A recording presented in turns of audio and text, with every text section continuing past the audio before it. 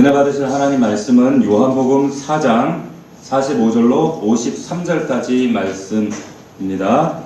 우리 한 절씩 교독하겠습니다. 제가 45절 읽겠습니다. 갈릴리에 이르시매 갈릴리인들이 그를 영접하니 이는 자기들도 명절에 갔다가 예수께서 명절 중 예루살렘에서 하신 모든 일을 보았음이더라. 예수께서 다시 갈릴리 가나에 이르시니 소년으로 포도주를 만드신 곳이라. 왕의 나라에서 그 아들이 그가 예수께서 유대로부터 갈릴리로 오셨다는 것을 듣고 가서 청하되 내려오셔서 내 아들의 병을 고쳐 주소서 하니 그가 거의 죽게 되었습니다. 예수께서 이르시되 너희는 표적과 기사를 보지 못하면 아무도 믿지 아니하리라. 신하가 이르되 주여 내 아이가 죽기 전에 내려오소서. 예수께서 이르시되 내 아들이 살아나시니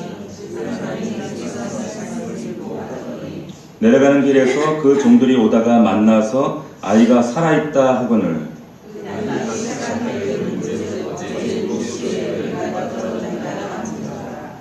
다같이 그의 아버지가 예수께서 내 아들이 살아있다 말씀하신 그때인 줄 알고 자기와 그 온 집안이 다 믿으니라. 아멘. 말씀을 믿고 가더니 이와 같은 제목으로 하나님 말씀을 나누겠습니다. 시골에서 어떤 분이 어렵게 농사를 지면서 아들을 서울로 유학을 보냈습니다. 그런데 소문을 듣자니까 아들이 공부를 안 하고 밤에 쏘다닌다는 거예요. 그래서 아들에게 전화를 했어요. 야, 너 요즘에 공부 안 하고 밤새 쏘다닌다며. 너 이래도 되냐? 전화를 했습니다. 사실이라 해도 아들이 늘 고지고대로 말하겠어요? 말 안 하죠? 그러니까 아버지한테 정색을 하고 목소리를 가다듬고 아버지 무슨 말씀을 하시는지 모르겠습니다. 저는 리포트 쓰느라고 친구들과 도서관에 늦게까지 있었지 쏘다닌 게 아닙니다. 대부분의 부모들이 의심을 하지요. 근데 물증이 없으니까 어떻게 해요? 넘어가요. 그래? 네가 그렇게 말하니까 다행이다. 아무튼 몸 조심하고 우리는 너만 믿는다 라고 하고 전화를 끊어요. 자, 여기서 부모가 마지막으로 던진 이 한마디, 나는 너만 믿는다. 이 말이 정말 믿는다는 말일까요? 믿지 못하겠다는 말일까요? 사실은 불안하고 의심은 가지만 그래도 믿어보겠다. 혹은 그런데 난 못 믿겠다. 이게 믿는다는 말이에요? 믿지 못하겠다는 말이에요? 못 믿겠다는 말이에요. 대부분의 경우 우리가 믿는다 그러면 그 믿는다라고 하는 말 속에는 반대의 의미가 있습니다. 주 예수를 믿으라. 이 말은 하나님 입장에서 볼 때 믿지 않는 세상 사람들의 그 불신을 향해서 나 너희들 진짜 못 믿겠다. 좀 믿어라. 믿어다오 하는 그 하나님의 입장이 반증이 되어 있는 거예요. 주 예수를 내가 믿습니다. 하나님을 믿습니다. 이 말은 뭐예요? 사실은 믿어지지 않는다는 거예요. 그러니까 반대의 의미가 여기에 내포되어 있습니다. 우리가 과연 이 무더운 여름 날씨 가운데 바쁜 일상 가운데 믿는다고 이 자리에 나와 있는데 과연 제대로 믿는가? 무엇 하나 어떤 것 하나 사소한 일에도 우리가 걸리는 것들이 많은데 그 믿음이 정말 실지 않은 제대로 된 믿음인가? 여러분들이 한번 보셔야 돼요. 왜 그런가 하면 그 믿음의 근거를 가지고 나중에 하나님께서 여러분들을 만나실 거예요. 지금 우리 아이들하고 이제 세례 교육을 4주간 진행할 텐데 제가 세례를 할 때 항상 그분에게 질문하는 질문이 있습니다. 그게 뭐냐면 당신이 오늘 딱 죽었을 때 눈을 떴더니 지금 하나님 앞에 천사 앞에 서 있단 말이에요. 질문하실 거예요. 반드시 질문하실 거예요. 너를 천국에 들여보내야 될 근거가 뭐냐? 그 믿음의 근거에 대해서 하나님이 혹은 천사가 주님이 물으실 때 뭐라고 얘기할 거냐? 이 질문을 꼭 합니다. 처음엔 심각하게 듣지 않다가 뭐라고 얘기할 거예요? 그러면 다들 횡설수설해요. 엉뚱한 이야기들 합니다. 내가 가지고 있는 믿음이 제대로 된 믿음인가? 여러분들 과연 그런 진지한 고민들을 해보셨는지 모르겠어요. 오늘 본문의 무대가 되어지는 그 배경이 갈릴리 가나입니다. 예수님께서 혼인잔치 포도주가 변하는 물이 포도주로 변하는 그런 기적을 베푸신 그곳이죠. 여기 주인공이 왕의 신하다. 왕의 신하가 누구일까? 그리고 여기 왕은 누구인가? 뭐 여러 가지 추정이 있지만 아마도 갈릴리 베레아까지 다스렸던 분봉왕 헤롯 안티파스라고 그냥 추정만 해요. 명확하지 않아요. 이 헤롯 안티파스가 누굽니까? 예수님 태어나셨을 때 2살 아래로 다 죽여라 했던 헤롯 대왕의 아들이에요. 근데 그 왕의 신하다, 신하의 가능성이 있다 정도예요. 우리가 개연성이라는 말을 합니다. 개연성. 그건 뭐냐면 이것저것 앞뒤의 상황 그 배경을 따져 볼 때 그럴 가능성도 있다라고 할 때 개연성이 있다 이런 말을 해요. 근데 여기 말씀에 개연성으로 추정해 보면 이 왕의 신하가 누구일까? 누가복음 8장에 보면 헤롯의 청지기 부사라는 사람이 나옵니다.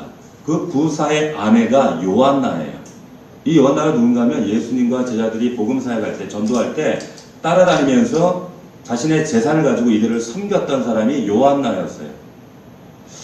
아마 이 요한나 남편이 부사인데 여기 신하가 혹시 그 사람이 아닐까 개연성을 가지고 이렇게 추정을 합니다. 그럴 가능성이 있어요. 참고적으로 말씀드린 거고 어찌되었건 간에 여기 그의 아들이 가버나움에서 이 왕의 신하, 이 신하의 아들이 병들었어요. 가나에서 가버나움으로 내려가 병든 아들을 고쳐주십시오. 강청합니다. 그 47절 말씀에 보면 청하였다 이 말이 강청했다는 뜻이에요. 아주 강력하게 강청했다 이런 의미를 담고 있는 게 이 청했다. 헬라어의 에로타어예요. 요청의 핵심이 뭔가 죽기 전에 내려가서 내 아들 고쳐내시오 이 말입니다. 자, 가버나움에서 가나까지 거리상으로 직선으로 34km입니다. 그런데 이런 평지가 아니라 가버나움에서 가나까지는 오르막길이에요. 오르막길입니다.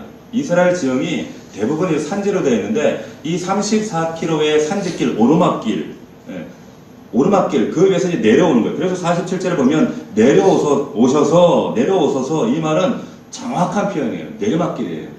그런데 장정의 하굣길에 가기도 벅찬 이 길을 아버지가 아들 살려보겠다는 마음으로 왕의 신하가 달려온 겁니다.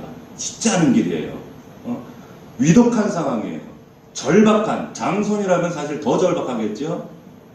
그런 상황으로 지금 온 겁니다. 이 47절 신하의 절박한 요청이 있었는데 예수님의 반응이 다소 엉뚱해요. 엉뚱합니다. 느닷없이 책망어조로 말씀하세요. 여러분 한번 읽어봅시다. 48절 말씀. 여러분 48절 말씀을 읽어보십시오. 시작. 예수께서 이르시되 너희는 표적과 기사를 보지 못하면 도무지 믿지 아니하리라. 와, 생뚱맞아요. 앞뒤가 안 맞아요. 상황 분위기에 맞지 않는 말씀을 하시는 거예요. 지금 아들 고쳐달라는 그 안타까운 부모가 앞뒤 가리지 않고 달려와서 지금 아들 좀 고쳐주십시오 하는데 거기에 걸맞지 않는 표적 이야기를 하신단 말이에요. 믿음 이야기를 하신단 말이에요. 뭐 표적을 가지고 기적을 보고 믿음을 갖는 게 뭐 잘못된 건가? 왜 표적을 경계하시는 이런 말씀을 생뚱맞게 하시나? 이유가 있어요. 지금 이 본문 전에 그리고 요한복음에 이 요한이라고 하는 저자가 계속적으로 이 부분을 강조하는데 표적이라고 하는 이 의미를 여러분들이 잘 이해하셔야 돼요. 신앙에서 이 표적이라는 이 기적이라는 의미가 뭔가? 여러분 우리가 다들 기적의 주인공을 꿈꿨잖아요. 그런데 예수님이 이걸 경계하셨단 말이에요. 우리 요한복음 앞으로 가서 2장 11절 한번 찾아보겠습니다. 빠르게 찾으셔야 돼요. 그리고 여러분들이 중요한 말씀에는 이렇게 표시를 해두시면 좋아요. 2장 11절 말씀입니다. 같이 한번 읽어봅시다. 시작. 예수께서 이 첫 표적을 갈릴리 가나에 행하여 그의 영광을 나타내심에 제자들이 그를 믿으니라. 제자들이 믿은 이유를 표적 때문이다 말씀합니다. 2장 18절 같이 읽습니다. 시작. 이에 유대인들이 대답하여 예수께 말하기를 내가 이런 일을 행하니 무슨 표적을 우리에게 보이겠느냐. 예수님을 대적하고 반대하는 유대인들이 표적을 구해요. 생명의 말씀보다 표적 기적을 요구한단 말이에요. 2장 23절 읽습니다. 시작. 6월절에 예수께서 예루살렘에 계시니 많은 사람이 그의 행하시는 표적을 보고 그의 이름을 믿었어요. 그런데 여러분, 표적 때문에 믿어요. 십자가를 통해 그리스도의 정체성과 그 말씀을 통해 믿는 것이 아니라 표적 때문에. 결국 그런데 이 사람들이 나중에 다 도망칩니다. 이게 표적 신앙의 한계예요. 3장 2절을 봅시다. 3장에 넘어가면 우리가 잘 아는 니고데모라는 사람이 찾아옵니다. 2절을 보세요. 같이 읽어봅시다. 시작. 그가 밤에 예수께 와서 이르되 랍비여, 우리가 당신은 하나님께로부터 오신 선생인 줄 아나이다. 하나님이 함께 하시지 아니하시면 당신이 행하시는 이 표적을 아무도 당신이 행하시는 이 표적을 보니까 아무나 하는 표적이 아닙니다. 니고데모도 표적 때문에 찾아온 거예요. 자, 우리 3장 넘어가서 6장으로 한번 넘어가 봅시다. 6장 2절. 여러분의 지금 신앙의 모습을 점검하시는 거예요. 이 말씀으로 6장 2절입니다. 시작. 큰 무리가 따르는 이는 병자들에게 행하시는 표적을 보았습니다. 허다한 무리가 따랐어요. 예수님을 따르는 두 부류가 있었어요. 허다한 무리가 있었고요. 제자들이 있었어요. 허다한 무리들 따른 이유는 표적 때문이었어요. 표적. 12장으로 가봅시다. 12장. 바쁘죠? 12장 잘 표시해 두세요. 12장 18절. 시작. 이에 무리가 예수를 맞으면 이 표적 행하심을 들었습니다. 무리가 예수를 맞이한 이유가 표적 때문이었다는 거예요.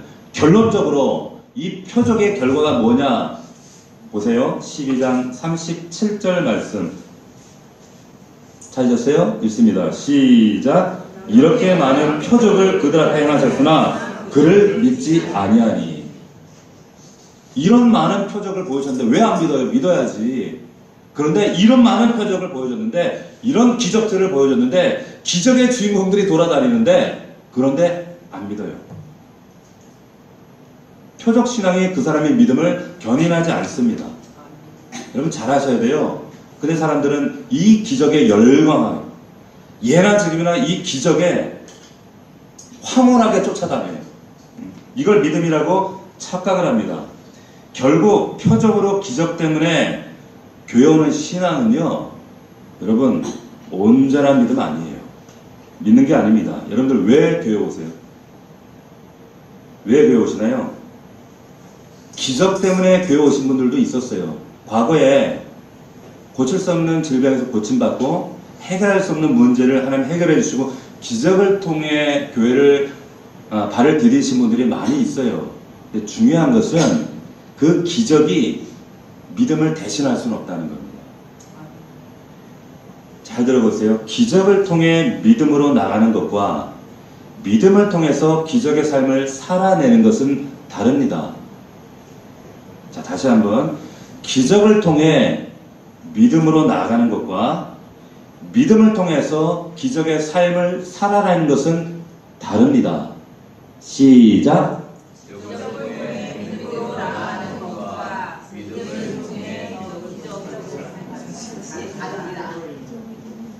기적을 통해 믿음으로 나아가는 것과 믿음을 통해 기적의 삶을 살아내는 것은 달라요. 우리는 전자예요, 후자예요? 후자예요. 한 끗 차이. 비슷해 보이죠? 근데 이 비슷한 한 끗 차이가 종교인과 신앙인을 가르는 또 하나의 잣대가 되는 거예요. 여러분 잘 기억하셔야 돼요. 자, 오늘 본문 4장 다시 돌아와서 여러분 4장 45절을 다시 한번 보십시오. 4장 45절에 보면 이 갈릴리의 이름에 갈릴리 사람들이 영접합니다. 영접해요? 갈릴리 사람들이 왜 주님을 영접하고 있는지 이제 여러분들 이유를 아시겠어요? 영접. 많이 들어보셨죠? 영접하는 거예요. 그런데 여러분들 영접하면 딱 떠오르는 말씀이 있어요. 요한복음에 어떤 말씀? 우리가 암송하고 즐겨 외우는 말씀. 요한복음 1장 12절. 시작.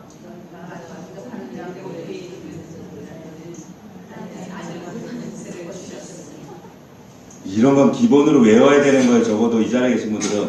영접하는 자, 시작! 영접하는 자, 그의 이름, 믿는 자들에게는 하나님의 자녀가 되는 권세를, 하나님의 자녀가 되는 권세는 어떻게 온다고? 그를 영접해야 된다는 거예요. 영접은 믿음의 동의어라고 1장 12절에 말씀해요. 그런데 여기 지금 4장 45절에 여기도 영접이라는 말이 나와요. 이 영접은 뭐예요? 그냥 환대하는 거예요. 육신의 욕망 때문에 환대하는 거예요. 이 영접, 45절의 영접은 그냥 헬라에 보면 데코마예요. 그냥 환영, 우와! 열광한 거. 뭐 때문에 열광한지도 모르고. 1장 12절은 그 영접이 아니라 믿음과 동의어예요. 람바노라고 하는 믿음입니다. 믿음. 여러분, 그런데 우리가 이런 영접을 가지고 믿음이라고 착각하면서 신앙하는 생활을 하시는 분들이 얼마나 많은가. 열렬히 환영하죠. 왜? 표적 때문에, 기적 때문에.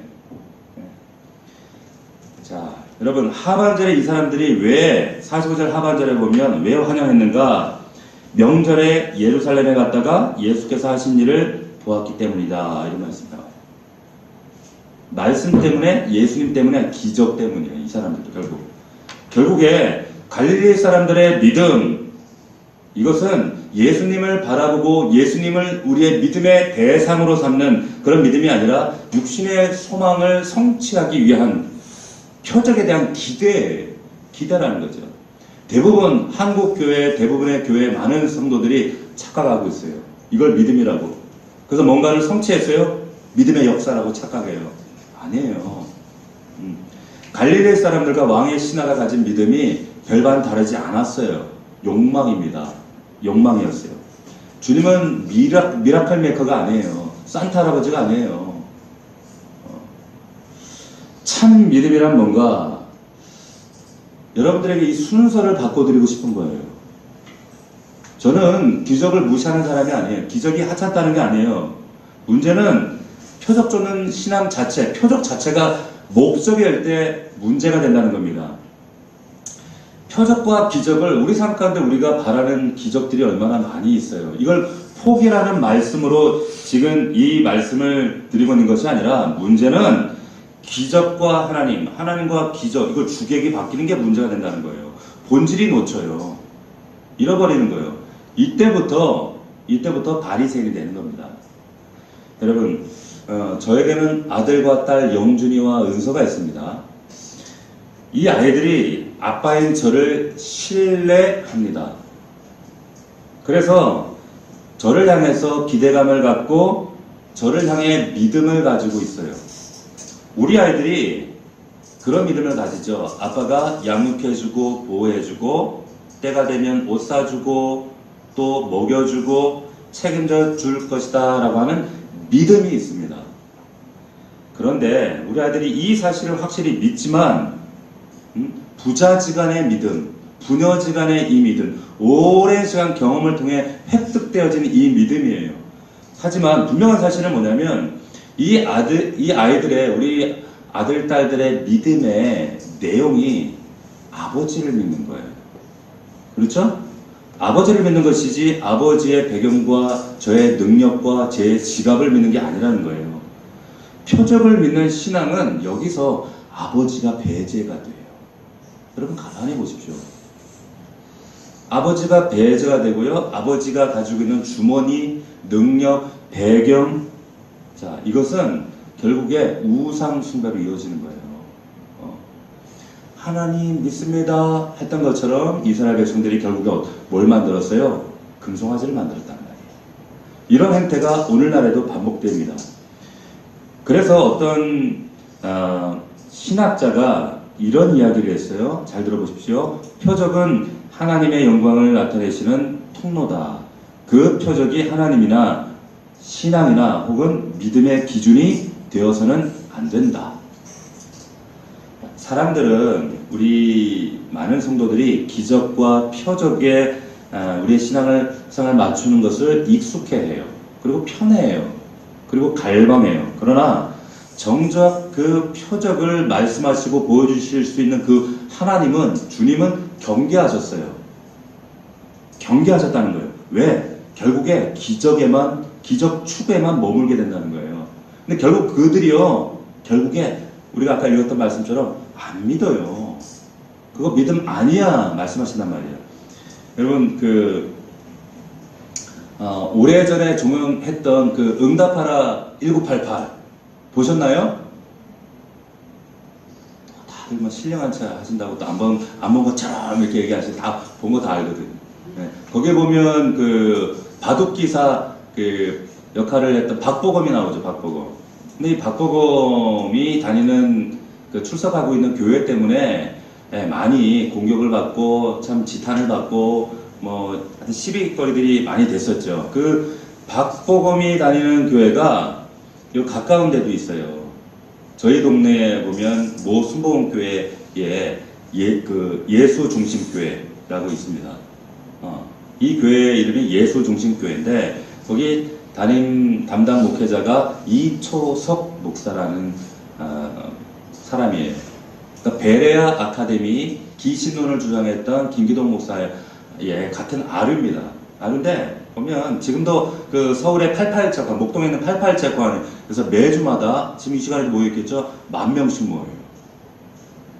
주로 하는 게 축사사역입니다. 축사, 귀신. 그런데 이 박보검이 그런 많은 시시비에도 불구하고 여기를 왜 교회를 떠나지 않는가 하면 이 박보검이 어릴 때 병원에서 참 소생 불가능하다 어떤 병인지 모르겠는데 근데 이처럼 축사를 통해서 귀신이 나가는 체험을 한 거예요. 그리고 병이 나았어요. 자 거기까지는 좋아요. 근데 여러 가지 시비들이 있어도 교회를 떠나지 못해요.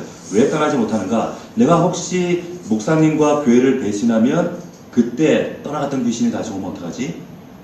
병이 재발하면 어떡하지? 네. 대부분 이런 그 율법적이거나 어떤 왜곡된 신앙을 가진 이런 교회가 이런 불경건한 목사들이 이것을 종교심으로 이용합니다. 그래서 성도들을 겁박하고 협박해요. 못 떠나게 하고 두렵게 만들고 그 성도들을 조종합니다.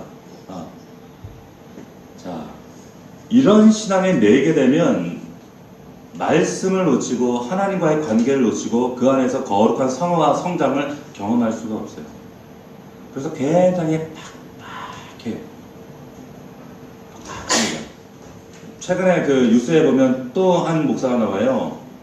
이거 여기도 이단이에요. 이재롱 목사라는 그 만민중앙교회. 제가 한 20여 년 전에 이 교회를 갔었어요. 어디에 있냐면, 거기가 안산인가요? 거기가 독산동인가 그쪽에 있는데 교회가 어마어마하게 큽니다. 근데 갔더니 제가 참 기억에 남는 게 뭐냐면 그 1층의 교회 로비에 사진, 성도들 사진, 기적을 경험한 여러 성도 사진을 쫙 해놨는데 어떤 사진이 있었냐면 어떤 물을 발랐더니 쌍꺼풀이 생겼다 그런 거예요. 그래서 쌍꺼풀 생긴 사람들 쌍꺼풀 비포 애프터 사진 걸어놓은 거야. 제가 가서 얼마나 무서웠는지 몰라요. 거기서 파는 생수 이름이 실제로 팔았어요.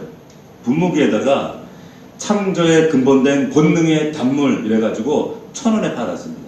근데 이 물을 뿌리잖아요? 그러면 죽은 꽃도 살아나고 죽은 병아리도 살아나고 그리고 여드름 그리고 습진 이런 것도 사라지고 이게 놀라운 게 뿌리면 쌍꺼풀이 생긴다는 거. 나도 뿌려볼걸. 너무 어처구니가 없잖아요. 기적에 열광하는 성도들이 얼마나 많은지 몰라요. 그런데 하나님 없어요. 기적에만 열광합니다. 욕심이 기적으로, 개인의 욕심이 기적이라는 이름으로 위장되었을 뿐이에요. 여러분, 이게 얼마나 큰 우상인지 몰라요. 우리가 잘 아는 그 11개의 말씀에 보면 노뱀 사건, 누후수단이라고 하는 사건이 있어요. 그게 뭐냐면 히스기야가 개혁을 실시하는데 아주 독특한 조치를 단행합니다. 그게 뭐냐면 노뱀 누후수단을 파괴시켜버리는 거예요. 이게 무슨 말이냐면 이 배경되는 말씀이 민수기 21장에 나오는데 이스라엘 백성들이 지긋지긋하게 하나님의 말씀을 반대해요. 먹는 거 가지고 힘들이 중이 산이 이러다가 먹는 거 줬더니 또 먹는 거 가지고 또 불평을 원망한단 말이에요. 그래서 하나님 불뱀을 보냅니다.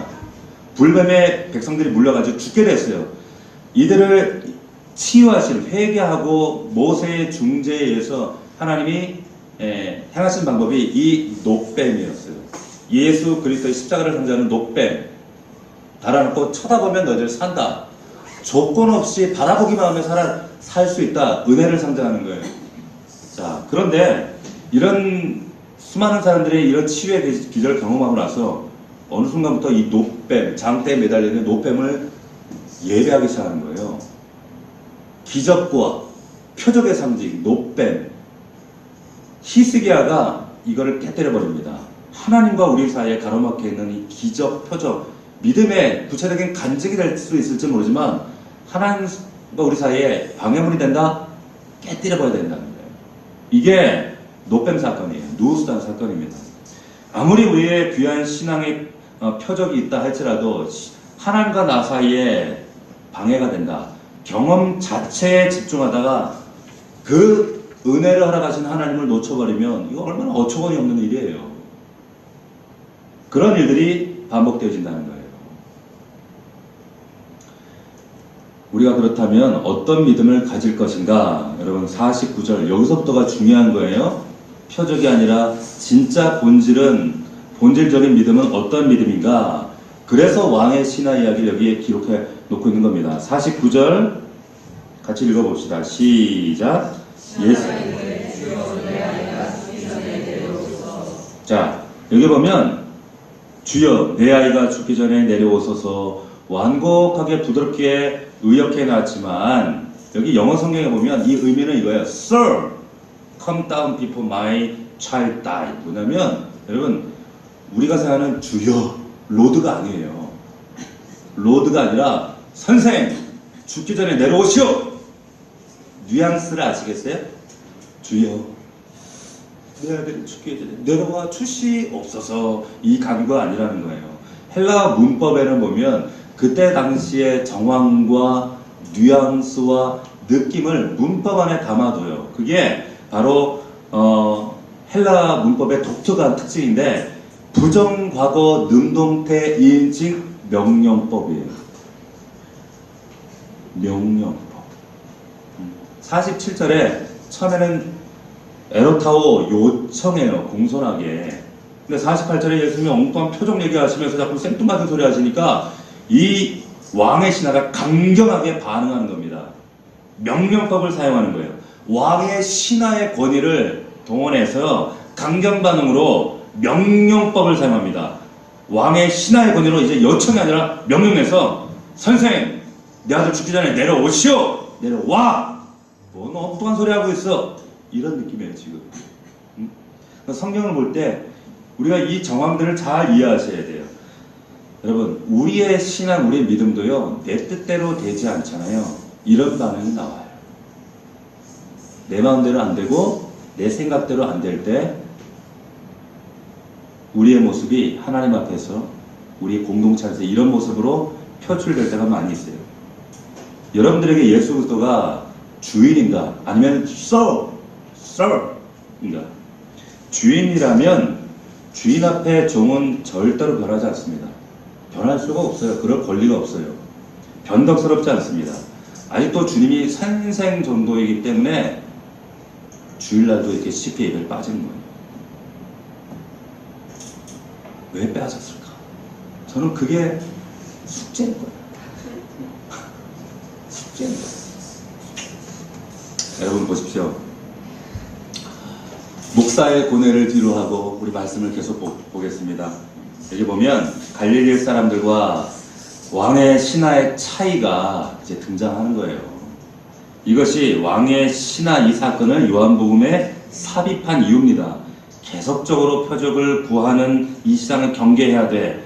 왕의 신하가 다르다는 걸 이제 보여줘요. 50절 보세요. 50절 같이 읽어봅시다. 시작.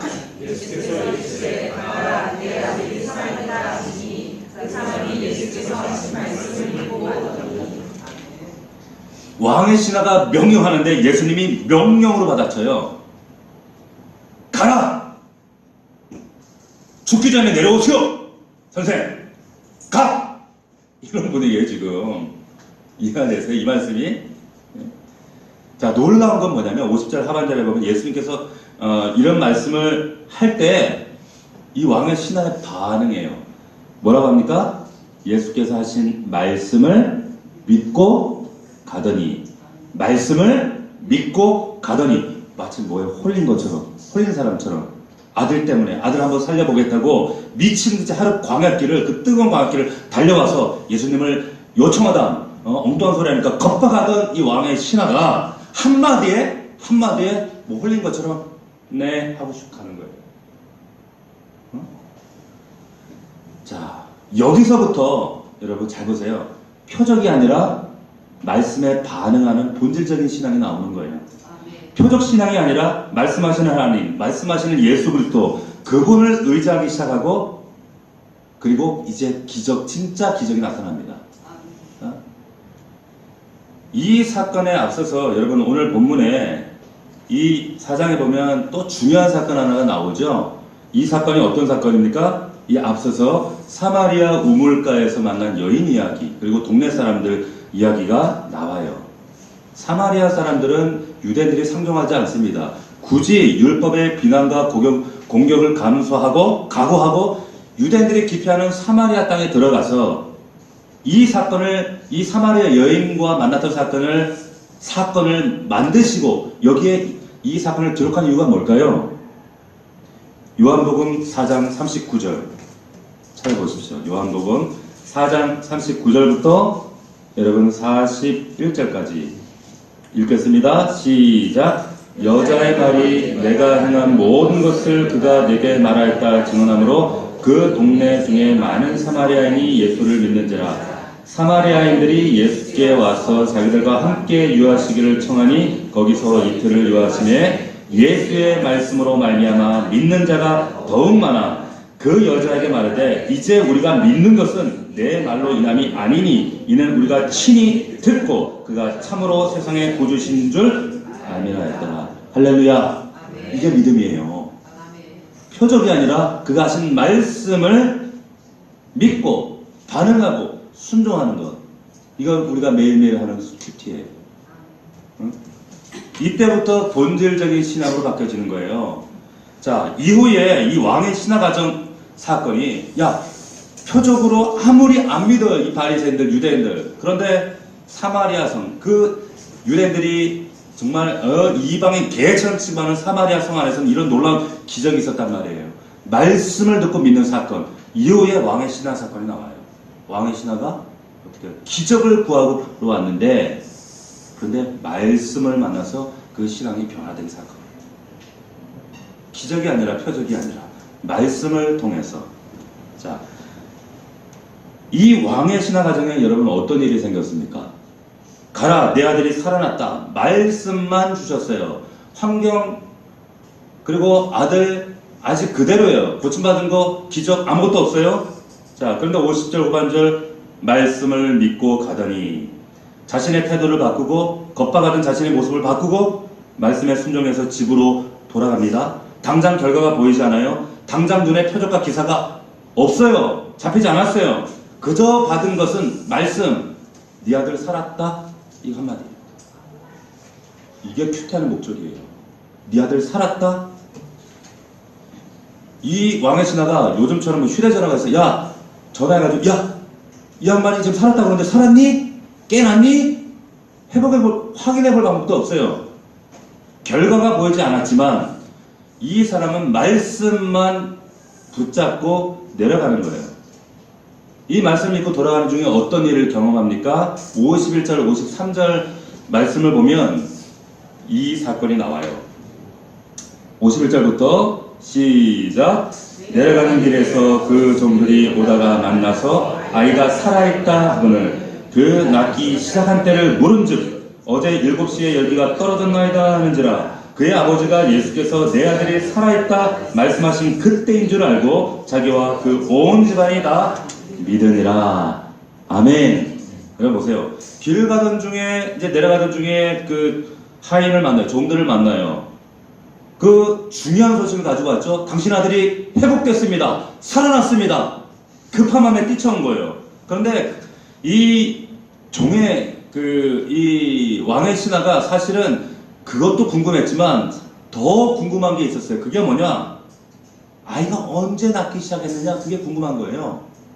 그 시각을 묻습니다. 종에게 물어봤더니 어제 7시였습니다. 언제였어요? 그때가 예수님께서 내 아들이 살아났다 하신 그때라는 걸 딱 알게 돼요. 표적을 보았기 때문에 믿은 것이 아니라 말씀을 믿고 집으로 돌아갈 때 우리 아들이 살아났구나 라는 사실을 깨닫게 됩니다. 여러분, 뿐만 아니라 자기만 믿은 것이 아니라 온 집안이 믿게 돼요. 무슨 말씀이냐면 표적은, 기적은요 개인 간증에만 국한이 돼요. 아세요? 그런데 진짜 말씀을 받고 믿음을 경험하고 이 믿음이 말씀을 통한 기적을 경험한 사람은요 가문이 변화됩니다. 집안이 달라져요. 주변이 달라집니다. 이와 같은 은혜가 여러분들 가정과 일터와 삶 가운데 충만하기를 주의 이름으로 축원합니다. 이 말씀을 통해서 주시는 게 뭡니까? 눈에 보이는 표적 주시지 않아도, 기적이 손에 잡히지 않아도 주신 말씀 붙잡고 행동하라는 거예요. 그러면 그게 증거다, 이루어진다, 이게 확실한 증거다 말씀하시는 겁니다. 여러분, 순종은 하나의 가능성을 믿는 것이 아니라 어떤 것보다 확실한 증거를 믿는 게 순종이에요. 행동으로 나타나야 되는 거예요. 주님께서 주신 말씀을 믿으려 하지는 않고 매일매일 내가 큐티하고 생명의 삶을 붙잡고 우리 함께 복상합시다, 큐티합시다. 근데 그 말씀을 붙잡지는 않고 내 삶에 어떤 급진적인 드라마틱한 표정만 구한다? 이것이 얼마나 왜곡된 신앙인가를 오늘 말씀을 통해 말씀하시는 거예요. 여러분, 한 주간 동안 이 생명의 하나님 말씀을 붙잡고 얼마나 순종하셨어요? 큐티하면서 얼마나 적용하셨습니까? 나에게? 아멘! 하고 적용 안 하잖아요. 근데 한번 해보세요. 어떤 일이 여러분들 삶 가운데 일어나는가? 여러분들 직장과 사업장에 어떤 일이 일어나는가? 하나님이 운행하신다니까. 이런 하나님을 만나시길 주의 이름으로 축원합니다. 이렇게 안 했던 사람들이 있었어요. 누구였습니까? 바리새인들이었어요. 말씀이 육신이 되어 기적과 표적, 그 메시아라고 보여줘도 안 믿어요. 그리고 또 당신이 진짜 메시아라면 또 표적을 보여달라는 거예요. 기적을 행하고 있는 현장에서 또 표적을 보여달라는 겁니다. 진짜 그들에게 필요했던 게 표적일까요? 아니에요. 시험하려고 하는 거예요. 시험. 결국 안 믿습니다. 이 표적이라는 이 헬라어 의미가요, 사인이에요. 좀 더 정확한 의미는 여러분 이정표입니다. 이정표가 목적이 아니죠. 이정표는 가리키는 거예요. 누굴 가리켜요? 메시아, 예수 그리스도를 가리키는 거예요. 말씀을 가리키는 거예요. 이 기적은 결국 말씀을 가리키는 거예요. 말씀에 집중하셔야 돼요. 말씀을 붙잡아야지 내일 당장 여러분들 가정과 일터에 돌아가도 말씀을 붙잡고 말씀에 행동하는 그 우리의 치열한 싸움이 없이는 말씀 다음에 우리에게 예비하신 기적은 경험할 수 없어요. 그것 없이 자꾸 기적을 구해요. 뭔가 잘못돼도 많이 잘못된 거죠. 결국에 표적이 믿어야 할 대상이 아니라 주님 말씀이 우리의 믿음이 대상입니다. 말씀 맺겠습니다. 여러분 그 줄탁동기라는 말이 있어요. 들어보셨나요? 줄탁동기. 이게 중국 송대의 그 벽암록이라는 책에 나오는 말인데 쉽게 얘기하면 이런 거예요. 계란이 그 부화하면서 이제 병아리가 밖에 나가요. 근데 나갈 때가 되면 나갈 때가 되었을 때 병아리가 이제 안에서 고리를 가지고 나가려고 톡톡 안에서 깨요. 그 깰 때 그게 줄이에요. 탁은 뭐냐? 그 소리를 반응해서 어미닭이 밖에서 이제 병아리가 나오려고 하는구나? 밖에서 깨줘요. 그게 우리말로 아다리가 딱 맞아야 돼요. 이게 딱 맞아요. 이때를 놓치지 않고 병아리와 닭이 딱 깨때릴 때 이게 줄탁 동기라고 하는 거예요. 줄과 탁이 정확하게 맞는 때, 같은 때, 믿음의 역사도 똑같아요. 그런데 여러분, 줄탁 동기가 가능하기 위해서 필요한 게 뭐냐면 지각력과 행동력이 필요해요. 지각력과 행동력이 필요해야 줄탁 동기가 딱 맞았더래요. 이게 무슨 말이냐면 병아리가 더 이상 나는 이제 알 속에 있으면 안 돼 라고 하는 지각이 필요해요. 그리고 그러려면 깨야 돼요. 행동해야지 나올 수 있어요. 지각력과 행동력 똑같습니다. 우리의 믿음의 역사, 이 줄탁 동기가 언제 이루어지는가? 말씀을 지각해야 돼요. 말씀을 깨달아야 돼요. 말씀을 붙잡되 그 말씀에 우리가 순종할 때 행동력이 생기고 그 행동할 때 하나님께서 역사하시는 거예요. 믿음의 줄탁 동기가 여러분들 삶 가운데 간증될 수 있기를 주의 이름으로 축원합니다. 여러분 한번 점검해 보세요. 지금 나의 삶 가운데 어떤 점이 지금 결핍되어 있는가, 결여되어 있는가? 왜 김집사에게, 정집사에게, 박집사에게, 누구에게 있는 저 놀라운 기적의 사건은, 저 놀라운 축복의 사건은 왜 나의 삶 가운데 왜 재현되지 않을까? 무턱대고 기적을 바라보시면 안 돼요. 반드시 말씀에 대한 지각력이 있어야 돼요. 우리에게 주어진 최고의 표적은 하나님의 말씀입니다. 믿으시길 축원합니다. 성경이에요. 하나님 말씀이에요. 이것만 붙들면 돼요. 이것만 붙잡으시면 된다니까? 그러면 하나님께 역사하신다는 거예요. 기적과 표적이 아니라 말씀으로 기적의 삶을 사는 여러분들 될 수 있기를. 기적을 통해 여러분 믿음을 보이는 것이 아니라 말씀을 통해 기적을 살아낼 수 있는 저와 여러분들 될 수 있기를 주의 이름으로 축원합니다. 기도하겠습니다.